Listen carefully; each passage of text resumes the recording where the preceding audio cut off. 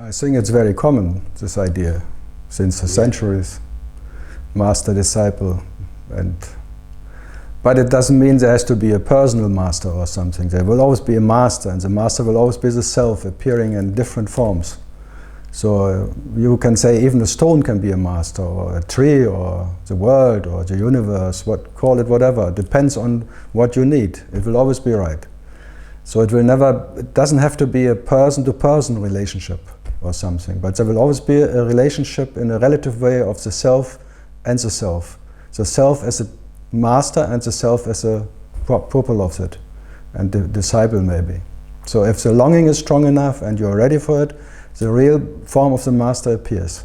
Sometimes it's a person, sometimes it's an animal, sometimes it's whatever you can imagine.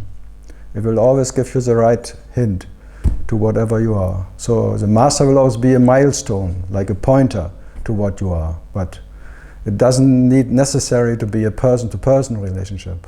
So in that sense, I don't go for that needs a personal teacher. Yeah. Maybe it is one, maybe not, but it's not a necessity. It doesn't have to be like it. It can be any way. So mainly it's like you have to see all the moments who led to this moment, to your whole life, were a teacher. Life was teaching you by whatever. In good or bad ways, or in whatever ways. You cannot take one moment out of your whole story, because all the story is about yourself with yourself. It's the self leading you all the way. And sometimes there are partly like there are persons or masters who give you a teaching, but it's just a part of it. You have to look at your whole story, and every step led you to this moment. If this is an understanding, then understanding comes from all the moments before, and not from a special teaching or something. So in that sense, what to say? Everyone has this a unique way. If there is some never-ending story, like an aha happening, this awakening of this so seemingly asleep ignorance to that what you are, it's not depending on a special way. It can be in any way. So in that sense, I have no lineage. For me, there is only this lineage of the self, and the self has no lineage. There is just moment by moment the self, whatever you call entertaining itself or being a pointer for itself, and always ready for itself. So in that sense, grace is never, never. And grace is the only, what is the nature of self, who gives you the grace of, call it teaching, pointers, milestone, direction. Without that self, nothing will happen anyway. So in that sense. Okay, thank you. So and in your case, if I may ask, there was in the end no specific personal teacher. No, there was more like a mountain or natural. The mountain, natural but in India. Yeah, but it's more like the light of Shiva, the light of life, like awareness. It's seemingly the recognition that even the light is an experience. So even the light you cannot be. This is like the mountain, like Arunachal, the light of Shiva. It showed me that even the light is not what I am. So in that instant, I be, and will be the darkness itself. Never knowing myself in anything, not even in the purest light of awareness, I can find myself. So in not finding yourself, even the purest light of Shiva, whatever you call awareness, you can rest as that what can never be found. And never be lost for that. So what cannot be found cannot be lost, and there is a peace which is not depending on finding. That peace is not interrupted. It was, is, and will be, and not depending on understanding or finding something. So in that sense, the mountain became the final touch.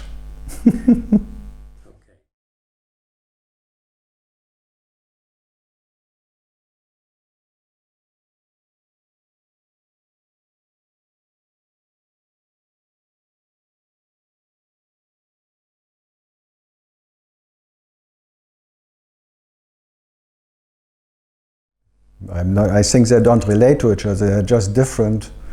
Right now here there is different states where you just perceive yourself in this level of personal consciousness. You can say dimensions of consciousness, but they're all dimensions of consciousness. It's not like they relate to each other, they are not different in nature.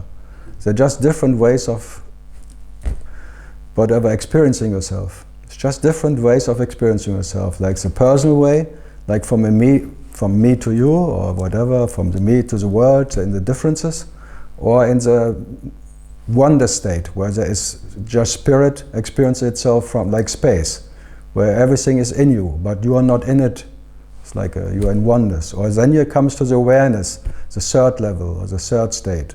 And then you're just awareness, like a screen, where all this like dances of energy or light is happening. So light, where light is dancing it, is like a third state. You can call it enlightenment or something. And then maybe there comes a fourth state, the prior state, which you are in spite of light. So you're prior to the experience of light. Yeah. But even the prior is a fourth state, is still just a different way of experiencing yourself. So experience yourself as absence of light. So you're in the presence of light and you're in the absence of light. And then, okay, that's prior to light and prior to absence. But then comes the fifth state where presence and absence are not different. Then you are the awareness which is not even aware about itself, because there is no personal awareness. Then comes the space like spirit, which is just spirit, but no one has spirit. There is just, you cannot even name it, anything. And then the personal, the absolute man, where you don't know what is a man and what is not a man. So you're like, whatever. You cannot transcribe it. It's beyond anyone's compensation, whatever, of understanding. So in that 7 ways you may experience yourself, but still you cannot experience what you are. Still you are just landing somewhere and departing again. You're just like an elevator, from the lower to the higher, you can say. But the higher is not higher and the lower is not lower, because all of that is consciousness. So you experience yourself in different ways in consciousness. But what you are is still unknown. It's not what you can find in it. So you travel infinitely, but in all of that, it's an infinite way, but in all of that you cannot find what you are. In none of them. And none of them is better than the other. So the personal is not low, and the higher, whatever, super consciousness, the awareness is not higher in this sense. You can just make it like a difference. They're different, but they're indifferent, not in nature, not different. But in difference in the way you're experiencing yourself. But by the differences you are not different. The quality is only that there are consciousness experiencing itself in infinite ways. But it doesn't make consciousness more or less. So there is not more or less quality. There is only the quality of self in all of them. So in that sense, enlightenment is not better than having a sip of coffee.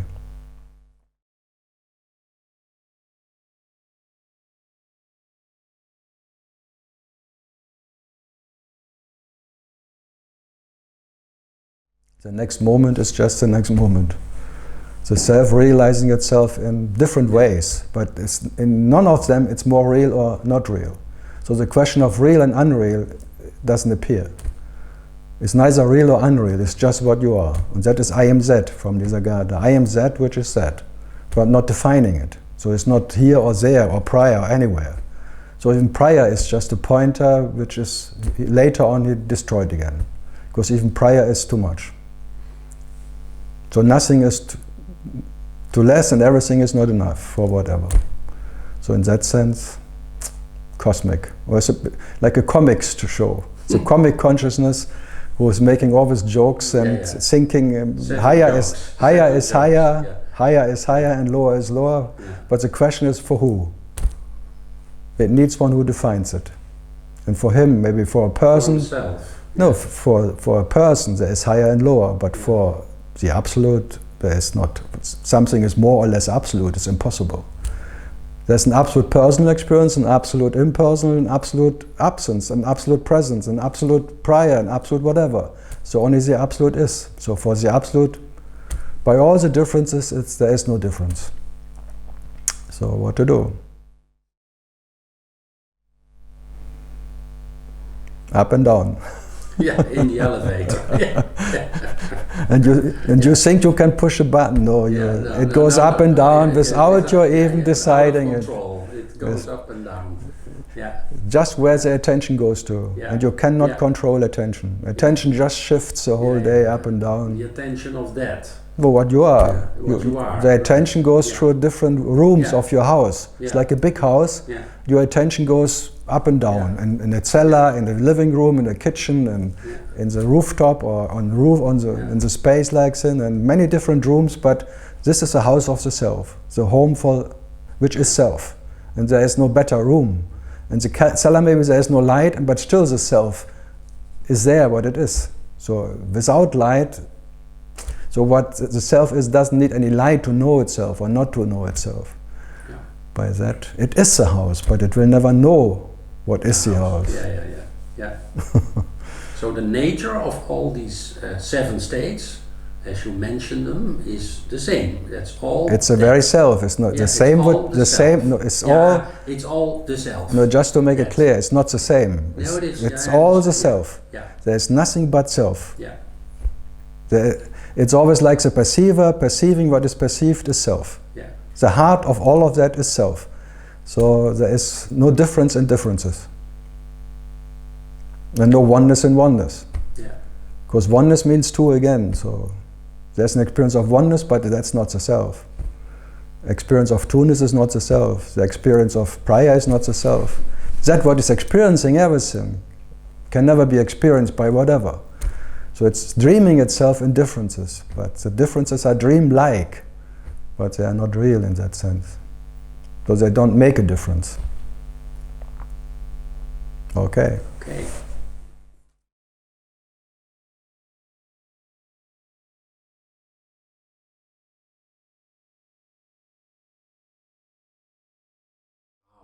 Bullshit. Please explain why this is bullshit. It's just giving a definition of someone who wants to blame someone who thinks he is in the old tradition and the old tradition is better than the new one, and just making differences, and the new one are not ready, they're just not finished in the whatever, the teacher's not finished and they're giving only one advice and it's all limited. And the old Vedanta teachers and Advaita, they are having so many different ways of giving you hints and whatever, and traditions and bhakti and jnani and all the differences, and they're much more, whatever, efficient as Neo-Advaita. Neo-Advaita is getting stuck into some recognition which is limited. And then it called like a Neo-Advaita teacher is just giving you, like a narrow mind point, one recognition. There is no one, but no one, they would say, is still one too many. And especially one who is recognizing it is still one too many, so it's not finished, Neo-Advaita. So it needs then the next step, whatever. And I would agree in it, because Neo-Advaita, like, there are so many so-called big guys and think, Tony Parson or things, this Neo-Advaita pointers, or they say, you are nothing. But nothing, for me, if you ask me, it's still too much. It's still one who is recognizing himself as nothing, makes himself different to something else. And that is not, I'm not interested in. It's just still like a landing point. Wherever you land, you have to depart again. It's just a temporary understanding, as everything. So for me, understanding will never lead to what you are anyway. And not in any way. In that I'm more like Buddha, I say there is no way. In any way. You can, in no way you can reach what you are. There is no attaining what you are. And if it could be attained, it would not be what you are. So attaining the understanding of that you are nothing is still, I don't know, as I said in the beginning, bullshit. That is at least very clear. Yeah. So in fact you say it's an unfinished business, although these people of Neo-Advaita themselves are pretending that they claim to have finished business. And whoever claims to be finished, doubtful. Because that's what is self for me is never finished, because it never started. How can that end what never started? So how can that be finished? For who? What is the finishing? Like a finishing understanding, or the final understanding, all of that I have no idea. That is like Balzac, the final understanding. Yeah. For me there is no such thing as final anyway. So for me there is a never-ending story of the consciousness inquiring into itself, and there is never any final understanding. Whatever is final is just the beginning for the next one, the next moment. It's just one leading to the other one, but it never finishing in any way. So how can the self finishing itself? By what? What self needs to realize itself? Again a question. Needs the self to know the self, to be the self? Needs the self to be realized, to be real? Or is it all a lie? It's a real lie. Whatever they find is a real lie. So whatever can be found are real lies, but not realization.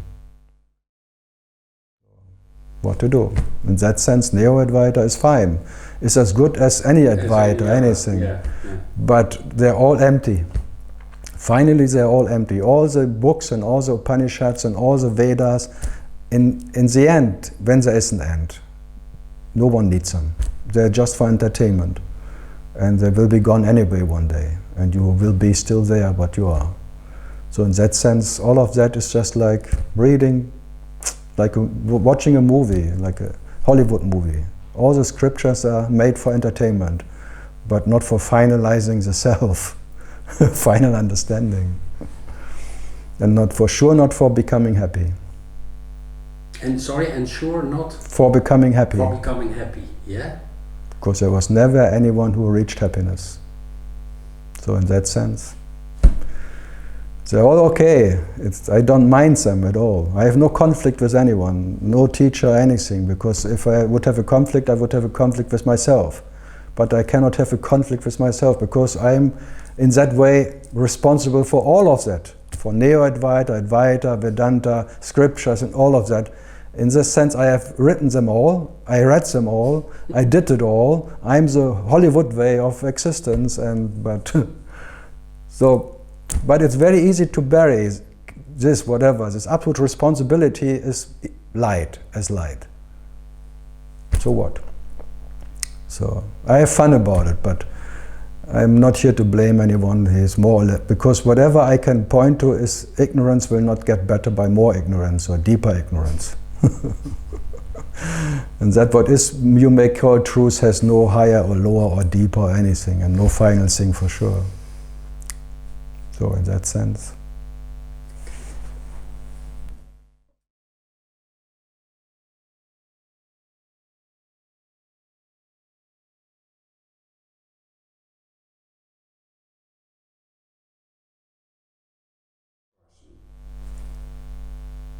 No, I don't say there is no person. I say there is an experience of a person. I don't deny a person, but I deny a person that the person can realize anything. Because the person is already part of realization, and that what is part of realization cannot realize anything. It's like a share can, if a share knows to be a share, a share cannot share a share. Whatever, know a share. And the self cannot know the self. And if whatever, so I just say how it came up, says I am be what you cannot not be. It's like it was in San Diego, down maybe 15 years ago, or 18, and someone asked me, because Ramana's pointer is like be what you are, or be as you are. And he said, but the moment I ask, try to be what I am, it's like an action. How can I am what I am? So then just try, because I said, okay, then let's go a bit deeper. Try to be what you cannot not be. And then there's a gap. You cannot finish it, you cannot grasp it. There is a gap, like blank, totally blankness. And then maybe you experience in the total blankness you are. But you cannot know what that is. You cannot make it an object. Not even the subject. You are in the blankness of that absence. It's like a koan. It breaks your presence. Your presence cannot stay in that koan. And then there is a gap. But later on you make out of the gap against an understanding, because the person or this phantom needs an uninterrupted story. So, but in that moment maybe you get a taste of the tastelessness of what you are. That what you are can never be tasted in anything. So you are the blankness or blankness, whatever. And then maybe that becomes a reference point, more and more. So as more you go into that, to be what you cannot not be, there is this blankness, and maybe it will widen out, and then it becomes your, can call it maybe your real home, where neither is or not what you are. So in that sense I pointed out that what you are is uninterrupted. It is in the present and in the absence. So in whatever you can imagine it is, and if there is no imagination, you still are. So you're not depending on any experience to exist, or any definition or anything. So it's a direct pointer, you may say, but it doesn't mean you can become what you are by that. It's just like it takes away what can be taken away, and you still are what you are. The absolute leftover, when everything is gone. There's no idea left of any object, subject or anything. Even like in deep, deep sleep, you still exist. In spite of any presence or absence, you are. And this pointer is I'm pointing to. So I'm not can teach you that because you are that. You are the master itself in it. Because every night you drop everything and still you are in deep, deep sleep. And then every morning you are, it pops up again and then the story continues. But you are with and without the story, with and without the presence. So you are in the presence, absence, and even prior to that presence, absence, with and without, whatever you can imagine, you are. And that can never be more or less by anything. So it's neither nothing or everything. It's 80-80. You are absolutely don't know what you are and what you're not. So an absolute absence of one who knows or doesn't know anything. And not depending on anyone who knows or doesn't know anything. So no need to realize that. So in a way it's a paradox. You have to realize that you don't have to realize anything to be what you are. So it's an absolute unnecessity of anything. There is no necessity at all for you to know or not to know what you are.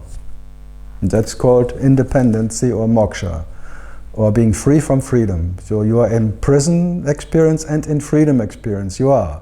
So what you are doesn't need to be free. It is as free in prison as it is free in freedom. So neither of that can deliver what you are or take it away. So no problem. That is I am. But whenever you start with I, it always becomes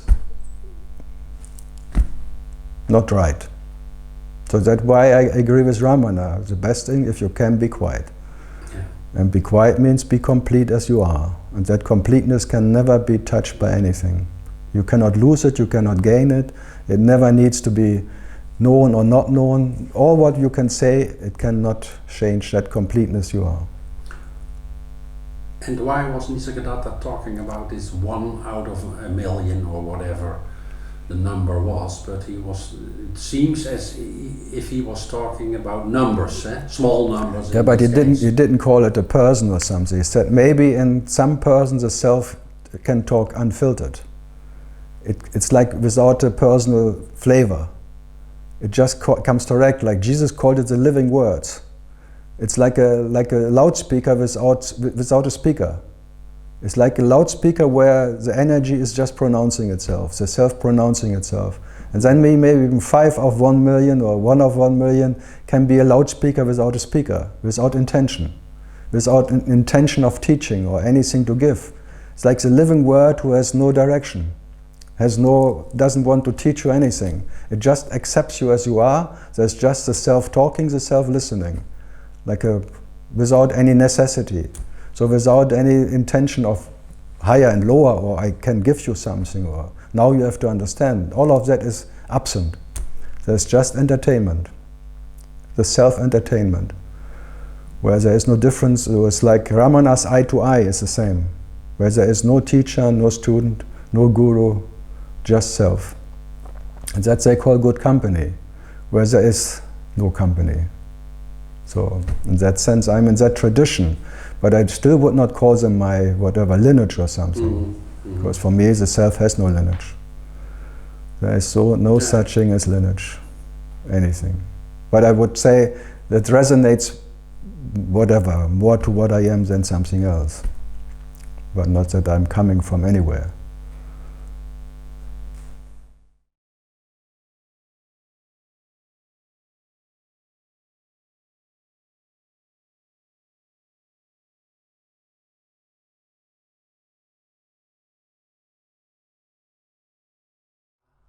It's not a little aha. It's a silent aha. It's not a little silent one. It's a quiet. That what is always quiet is just quiet. And that is like ah. But then silent. That's they call it. No, it's like a laughter of infinity. The infinite starts laughing about itself. That it ever could believe that something has to be done. You start laughing about yourself all the time. It's like a ah. Yeah, it's like it's not a recognition anything that you laugh about your own stupidity because you cannot blame anyone else anymore, because only you can be as stupid as you can be. Absolute stupid, absolute ignorant about yourself. And maybe you fall in love with this ignorance of not knowing yourself. In that moment you fall totally in love with ignorance. because that ignorance is bliss. Not knowing yourself, what you are and what you're not. There's such an ecstasy in that not knowing at all, and being what can never be known by anyone, not even by yourself. Such a peace which is aha. So it's not a little aha or a big aha, it's just it's like the corpse, the final breathing of the corpse. The final breath. The last breath. The last breath of the corpse. It's like a balloon and the last air goes out. Yeah, yeah. So the last hot air. Yeah, yeah. So it's quite aha. But it has no consequence, that's the beauty of it. It doesn't make anyone's life better or worse or anything. So it doesn't bring you happiness, it doesn't take sadness away, so it doesn't make any change at all. And there is no need for any change at all for what you are. So nothing has to happen, nothing has to be changed for you to be what you are. And that peace can never be given and never be taken away from you, and was never taken away, and could not be given by anyone. So it's like whatever you call maybe the final orgasm, which can never end, never started, can never end. And this orgasm or ecstatic peace you are, that being absolute quiet, is just that.